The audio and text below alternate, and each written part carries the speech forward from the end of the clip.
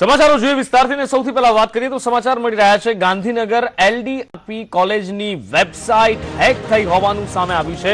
એક પાકિસ્તાની હેકર દ્વારા આ વેબસાઇટ હેક કરવામાં આવી છે।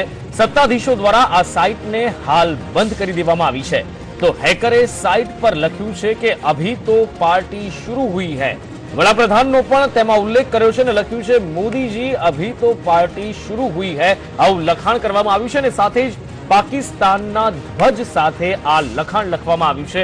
વેબસાઇટ હેક થતા હાલ ચિંતાનો માહોલ કોલેજમાં છે અને આ વેબસાઇટને હાલના તબક્કે બ્લોક કરી દેવામાં આવી છે। વધુ માહિતી આપી રહ્યા છે ફોનલાઈન પર સંવાદદાતા વિપુલ બાલથા। વિપુલ, વધુ વિગતો જણાવશો?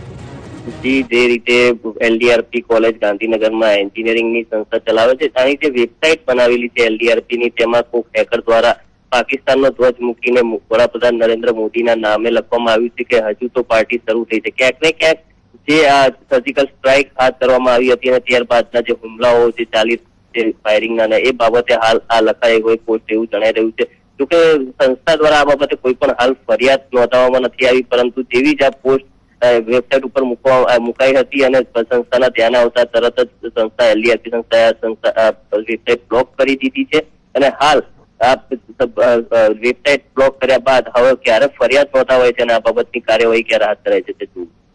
જી વિપુલ, આ સમગ્ર માહિતી બદલ આપનો આભાર।